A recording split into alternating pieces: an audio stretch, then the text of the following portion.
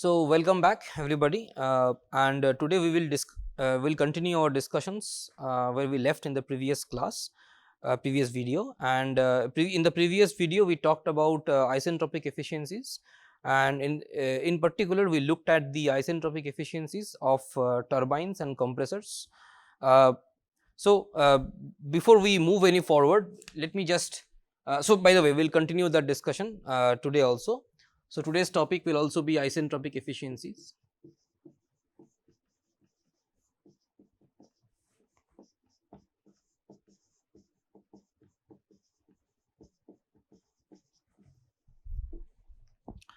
So, let me just point out that, so if you look at a turbine, the way we did it is as follows. So, this is a turbine and this is inlet, this was our outlet, and we said that and there is some work output from the turbine W out.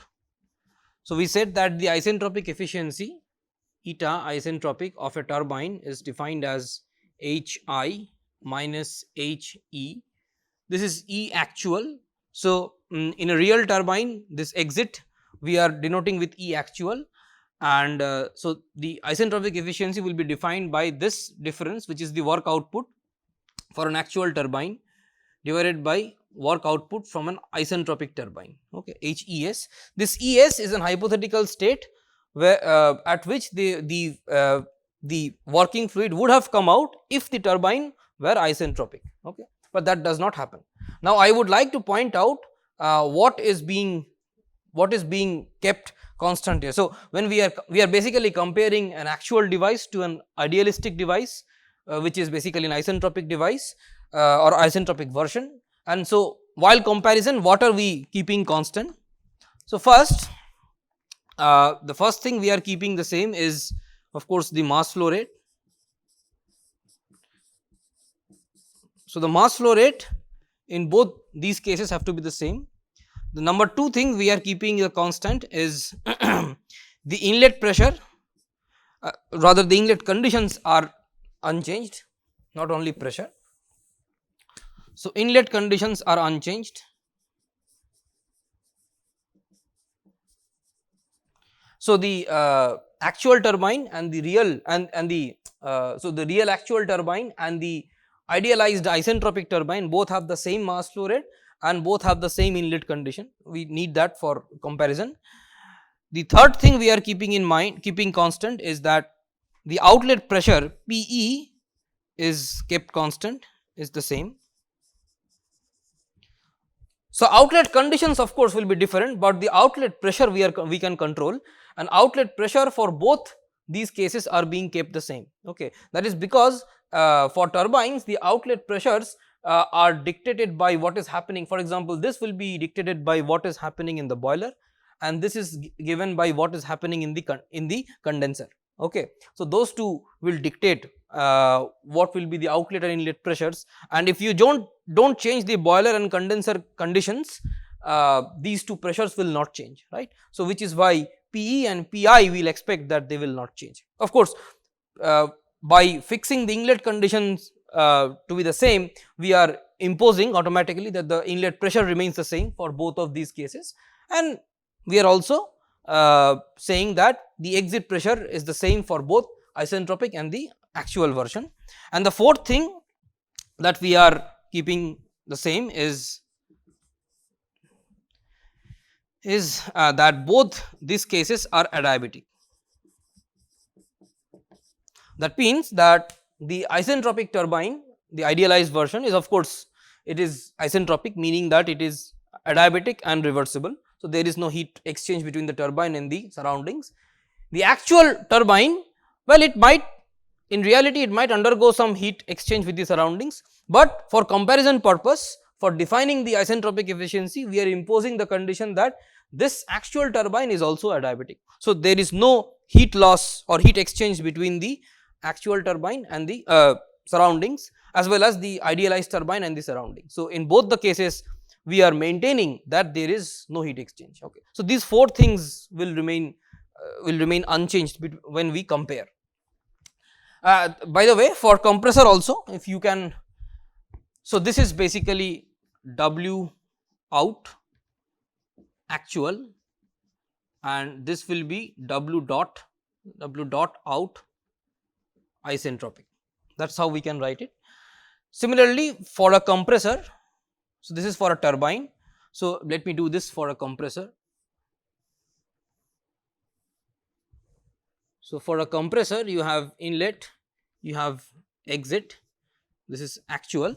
So, for a compressor we define the eta isentropic for a compressor will be W dot in reversible or W dot in isentropic divided by W dot in actual. Okay. So, W dot in isentropic divided by W dot in actual, that is the that is what how we define the isentropic efficiency of a compressor. We know that this will be always less as long as these 4 things are kept constant. So, again you have to keep in mind that for a compressor also these 4 things we are keeping constant, we are not changing. When we are comparing a real compressor to an isentropic compressor, we are not changing these 4 things. These 4 things are the same for both the cases. So, then this will be H I minus H, not H I, this will be H E S minus H I divided by H E A minus H I, that is the isentropic efficiency of a compressor. Let me also discuss the isentropic efficiencies of nozzles, and then we will discuss a few more things about a few more facts about the isentropic efficiencies, nozzles and diffusers. Let us do that first. Okay. So, then let me do it here only. So, then we can discuss about nozzles and diffusers. Okay. So, for nozzles and diffusers, so let us take nozzle for example. So, this is a nozzle. Okay. Again we will we might recall that nozzle is very similar in working principle as that to a turbine. A nozzle in the nozzle I mean a nozzle will operate in an adiabatic condition. Ideally you would want it to operate adiabatically, and we know that an idealized version of the nozzle would be such that this is the process going on inside the nozzle would be adiabatic and reversible, meaning that the process in the nozzle will be isentropic, will also be isentropic. So, so what happens in a nozzle, you might recall, is that delta Ke, I will not repeat this because this we have already discussed in one of the previous videos. I would ask you to refer to the video where we discuss nozzles, where we apply first law to nozzles and diffusers. So, you can show that the delta Ke is equal to the, so let me call this inlet I, and for an actual nozzle the exit will be Ea, the same nomenclature we are following. So, this delta Ke, the change in kinetic energy of the gas of the working fluid, or gas or liquid whatever it is, the working fluid will be change in the enthalpy. So, this will be Hi minus Hea. So, this is delta Ke actual. Okay. And if the nozzle is isentropic, then so this is delta Ke isentropic will be equal to Hi minus Hes. Okay. So, there will be a drop in the enthalpy of the working fluid, and that drop in enthalpy will go to supply the extra kinetic energy, right. So, for an isentropic nozzle this is what happens. So, then I can very easily again define the isentropic efficiency of a nozzle in the following way. Let me define it here, maybe this is already covered. So, the isentropic efficiency of a nozzle, eta isentropic nozzle will be equal to delta Ke actual divided by delta Ke isentropic, right. Again remember that this is what you want, this is what you actually get. okay, and what you actually get is always lower than what you actually want, okay, and this is very similar to what happens in a turbine, okay. So let me, so you can define this as Hi minus Hea, just like a turbine, divided by Hi minus Hes. Remember that for a turbine, this enthalpy change goes to work output, okay, it gives you work output which rotates the shaft that is connected to a generator which generates electricity. Here we are not doing that. Here instead of converting this enthalpy change to work output, we are instead supplying that energy change, or that enthalpy change is being retained by the working fluid itself, and instead this enthalpy change is increasing the kinetic energy of the working fluid. That is all that is happening, okay. So that is how you define the isentropic efficiency of a nozzle, okay. Right. So the same thing you can also do for a diffuser. You can in the diffuser the opposite happens. So you convert kinetic energy to enthalpy, right. So you can define the for a diffuser also you can define isentropic efficiency in an analogous way. I will not do that for in this class. It is very similar. So you can do the analysis yourself, okay. So that that is the final expression for the isentropic efficiency of a nozzle, okay. All right. So let's very briefly discuss a few facts about isentropic efficiencies. So let me maybe erase this. And by the way, when you just let me remind you of one fact, that when we define isentropic efficiency in this case, again for the nozzle also we are assuming that all these four conditions are being satisfied, okay. These four things are being maintained the same when you are comparing an isentropic nozzle to an actual nozzle, okay. So the mass flow rate in both the actual and the isentropic nozzle will be the same. Inlet conditions for the isentropic and the actual nozzle will be the same. Exit pressure will be the same, and both the nozzles will be operating under adiabatic conditions, okay. So one will be isentropic, meaning adiabatic and reversible. The actual one will be adiabatic but not reversible. That is all it is. So let me just draw the process that happens in a nozzle. So in a nozzle you can again let us say H and S. I can assume that the working fluid is an ideal gas. So so these are the isobars, okay, and for an actual nozzle, this is the inlet condition. The change in state as the gas flows through the nozzle is supposed to follow this path, where this dot is ES, that is the exit point of the nozzle, exit condition to the nozzle under isentropic conditions. The actual path will be somewhat like this, and this is something that we have proved in the previous class why this happens. So this is the actual path that the gas takes, or the actual change in state that happens inside the nozzle, okay. All right. So let us discuss some facts. So some features of eta isentropic. So first of all, we can understand that eta isentropic for a turbine is always less than 1. So for a turbine you always get less than what you would have got for an ideal or for an isentropic process. So typically speaking, isentropic efficiencies of turbine should be around, the good ones should be between 60 and 80%. You can also have even higher isentropic efficiencies, like 85 or 90% of isentropic efficiencies. But somewhere around, let us say 70-75% of isentropic efficiency is also pretty good.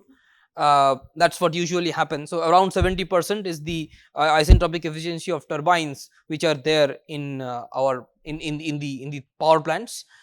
So this is always less than 1. For compressor the story is slightly different. So for compressor usually the isentropic efficiency is less than 1. Of course, if you maintain the fact that these 4 things are remaining constant for a compressor, the isentropic efficiency is actually less than is actually less than 1 for a compressor, but it can be larger than 1, okay, for a compressor also. If you allow, for example, heat transfer to take place, then the isentropic efficiency for a turbine, for a compressor, can be larger than 1, but usually it is less than 1, and it can be again in the tune of let us say about uh, in the tune of somewhere between 70 to 90%. It can be slightly less or slightly higher also, but this is what good compressors, this is the range for the good compressors. Okay. For nozzles, of course, again you can very easily see that for nozzles also. So, what you can do is you can compare the enthalpies at these two different points, although the drawing is a little bit skewed, but you can again see, following the same arguments as we followed for turbines, you can show that the isentropic efficiency of a nozzle is also less than 1. These sometimes these isentropic efficiencies are fairly high for nozzles. They can be higher than those of turbines, simply because there are not many other losses that take place inside a nozzle. Okay, in turbines there are other losses. For example, there is a shaft rotating, so there can be there are moving parts inside turbines which is not there inside nozzles. So usually for nozzles the isentropic efficiency will be slightly higher than that of a turbine, but it can be in approximately the same range. Okay, right. So these are some important facts, and what typically happens is that we in when we apply these things to practice, what happens is we can we can calculate the work done, the work output.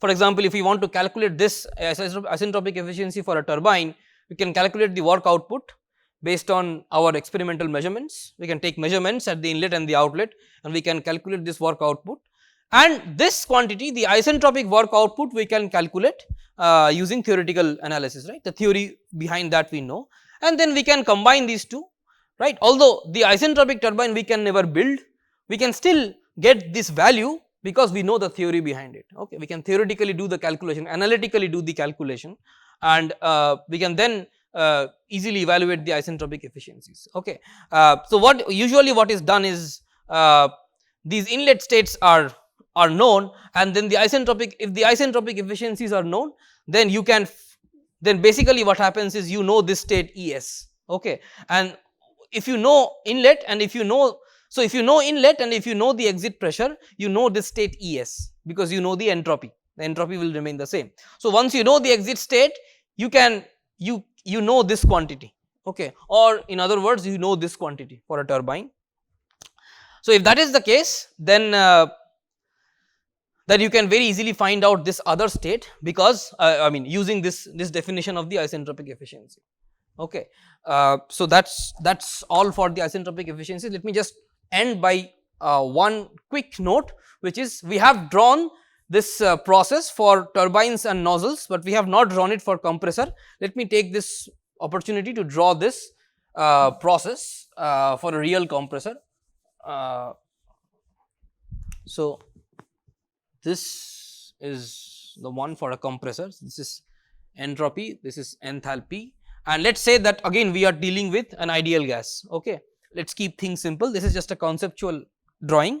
So this is for nozzle / turbine, and this one will draw for a compressor.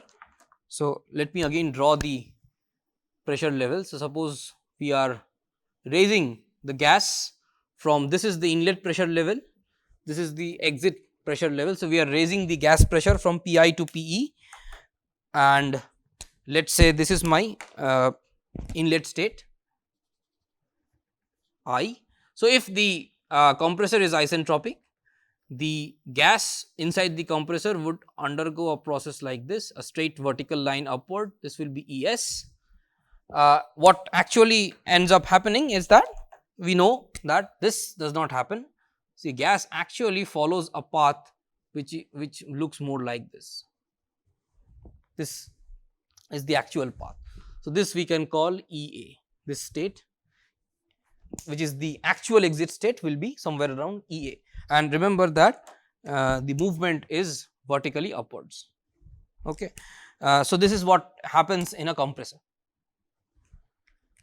Again, this is what happens in a compressor, provided that all these conditions remain the same between these two compressors. Okay, that is to be kept in mind. Okay. Okay, let us end here today, and this ends our chapter 7, which talks about entropy balance for closed as well as open systems. So, and also we discussed what is entropy in this chapter first. So, we this probably ends this chapter, and in the next, from the next chapter, what we will do is, there is not much time left. So, we will now combine all of what we have learned so far and apply it to some of the very important real world cycles that go on around us. So, for example, in particular we will look into what is happening inside the power plant, inside a thermal power plant. So, from the campus you might be able to see the Gandhinagar thermal power plant. So, we will see what goes on, what thermodynamic cycle goes on inside a thermal power plant like that, and we will also learn about refrigeration cycles. So, we'll take a refrigerator, a simple household refrigerator, and see what kind of cycle goes on, what kind of thermodynamic cycle goes on inside a refrigerator. And also we will study some of the we will try to study, if time permits, some of the variants of those cycles which further improves their performance. Okay. So, with that, let us end today. Thank you very much.